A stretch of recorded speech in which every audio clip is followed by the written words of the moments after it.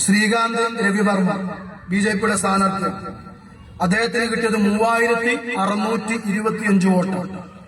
മൊത്തം അഴീക്കോട് മണ്ഡലത്തിൽ പോൾ ചെയ്ത 3.56% വോട്ട്.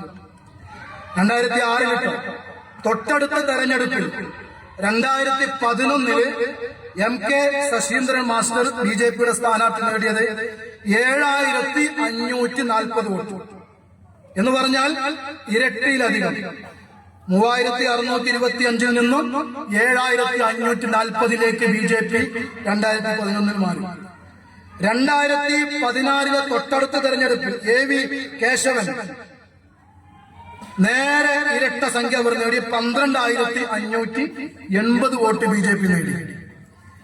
കഴിഞ്ഞ 2021 തെരഞ്ഞെടുപ്പിൽ കെ രഞ്ജിത്ത് മത്സരിച്ചപ്പോ 15741 വോട്ട് നേടി.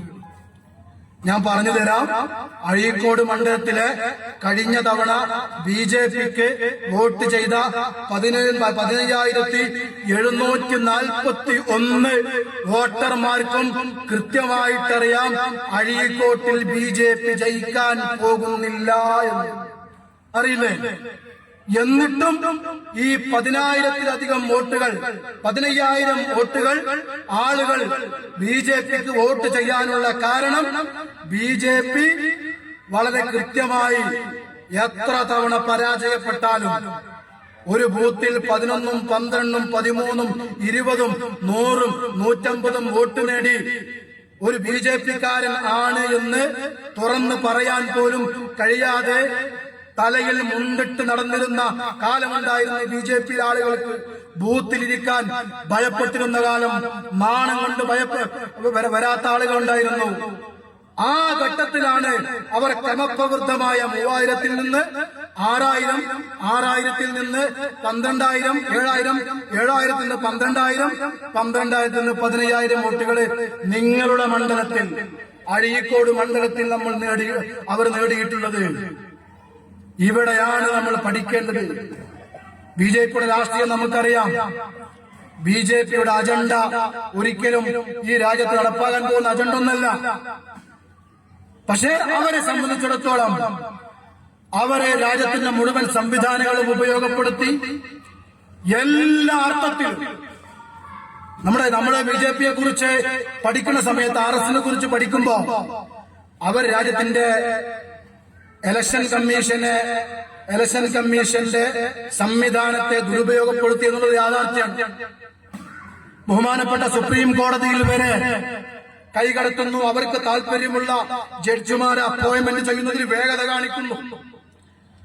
2030 ആര് ഇന്ത്യയുടെ സുപ്രീം കോടതി ചീഫ് ജസ്റ്റിസ് ആകണമെന്ന് ഇപ്പോഴേ അവർക്ക് തീരുമാനിക്കാൻ കഴിയുന്നു. അവർ അജണ്ട ഭരണഘടനാ സ്ഥാപനങ്ങളിൽ മുഴുക്കെ നടപ്പിലാകുന്നു. ഈ ഘട്ടത്തിലും ബിജെപി അവരുടെ പബ്ലിക് റിലേഷൻ വർക്കുകൾ നടത്തുന്നു, ജനസമ്പർക്ക പരിപാടികൾ നടത്തുന്നു, വിവിധ ആളുകളുമായി അവർ സംസാരിച്ചു കൊണ്ടിരിക്കുന്നു, അവരിലേക്ക് ആളുകളെ ക്ഷണിച്ചുകൊണ്ടിരിക്കുന്നു. ഒരു രാഷ്ട്രീയ പാർട്ടിക്കും, ഇന്ത്യയിലെ ഒരു രാഷ്ട്രീയ പാർട്ടിക്കും പ്രതിരോധിക്കാൻ കഴിയാത്ത രീതിയിൽ അവർ വളരുന്നു. അതുകൊണ്ടാണ് നമ്മൾ ഒരു രാഷ്ട്രീയ പാർട്ടിയും ഇന്ന് കേരളത്തിൽ പറയാത്ത യാഥാർത്ഥ്യം. ഇന്ന് നമ്മുടെ സംസ്ഥാന പ്രസിഡന്റ് മീഡിയ വണ്ണിനോടും റിപ്പോർട്ടറിനോടും നമ്മുടെ സംസ്ഥാന പ്രസിഡന്റ് പറഞ്ഞു, 10ഓളം സ്ഥലങ്ങളിൽ ബിജെപി ജയിക്കാൻ പോവുകയാണ്. അത് നമ്മൾ വെറുതെ പറയുന്നതല്ല. ഇത് പറയുന്ന VD സതീശനെ നമുക്ക് കാണാൻ കഴിയില്ല. ഈ യാഥാർത്ഥ്യം രാജ്യത്ത്, ഈ നാട്ടിലെ ജനങ്ങളോട് പറയുന്ന PK കുഞ്ഞാലിക്കുട്ടിയെ നമുക്ക് കാണാൻ കഴിയില്ല. ഈ യാഥാർത്ഥ്യം പറയുന്ന പിണറായി വിജയനെയോ ഗോവിന്ദൻ മാഷിനെയോ നമുക്ക് കാണാൻ കഴിയില്ല. അതാണ് നേരത്തെ ഞാൻ പറഞ്ഞത്. അവരുടെ മുമ്പിൽ RSS ആക്ച്വലി ഒരു അജണ്ടയല്ല, സംഘപരിവാർ ഒരു അജണ്ടയേ അല്ല. ഇപ്പോ കോൺഗ്രസിന്റെ സാഹചര്യം നമുക്കറിയാലോ. കഴിഞ്ഞ ലോക്കൽ ബോഡി തെരഞ്ഞെടുപ്പില് തൃശൂർ ജില്ലയിലെ ഒരു പഞ്ചായത്തിലെ ആകെ 8 വാർഡ് മെമ്പർമാരാണ് കോൺഗ്രസിനുള്ളത്. ആ 8 വാർഡ് മെമ്പർമാരും ബിജെപിയിലേക്ക് പോയി. എങ്ങനെയാണ് 30 നിയമസഭാ മണ്ഡലങ്ങളിൽ കേരളത്തിൽ BJP ജയിക്കാൻ പോകുന്നത് എന്ന് കെ സുരേന്ദ്രൻ പറഞ്ഞത് എന്ന് നമുക്ക് യാഥാർത്ഥ്യം മനസ്സിലാക്കാൻ കഴിയും. CPM-ന്റെ കയ്യിൽ നിന്ന് പിണറായി വിജയൻ അവസാനിക്കുന്നതോടുകൂടി ആ പാർട്ടിയിലെ വലിയൊരു വിഭാഗം BJP-യിലേക്ക് ഒഴുകാൻ സാധ്യതയുണ്ട്. അത് കുഞ്ഞാലിക്കുട്ടിക്കോ VD സതീശനോ ഗോവിന്ദൻ മാഷിനോ പ്രതിരോധിക്കാൻ കഴിയില്ല. ഇന്ത്യയിൽ BJP വരും എന്ന് നമ്മൾ പഠനത്തിന്റെ അടിസ്ഥാനത്തിൽ ഈ നാട്ടിലെ ജനങ്ങളോട് യാതൊരു രാഷ്ട്രീയ താല്പര്യവുമില്ലാതെ നമ്മൾ പറഞ്ഞിട്ടുണ്ടെങ്കിൽ ഈ തെരഞ്ഞെടുപ്പിൽ BJP അധികാരത്തിൽ വരാൻ പോവാം. ആ പശ്ചാത്തലത്തിൽ വേണം നമ്മുടെ സംസ്ഥാന പ്രസിഡന്റിന്റെ നിലപാടിനെ നമ്മൾ കാണാൻ. അതുകൊണ്ടാണ് മഞ്ചേശ്വരത്ത് BJP ജയിക്കും എന്ന് നമ്മൾ മനസ്സിലാക്കിയത് കൊണ്ടാണ് LDF-നോടും UDF-നോടും എന്ന് പറഞ്ഞാൽ കോൺഗ്രസിനോടും ലീഗിനോടും CPM-നോടും നമ്മുടെ സംസ്ഥാന പ്രസിഡന്റ് പറഞ്ഞു, നിങ്ങൾ എല്ലാവരും ഒന്നിച്ച് ഒരു സ്ഥാനാർത്ഥിയെ നിർത്തിയാൽ ഞങ്ങൾ അവരെ പിന്തുണയ്ക്കും, ഞങ്ങൾ മത്സരിക്കില്ല.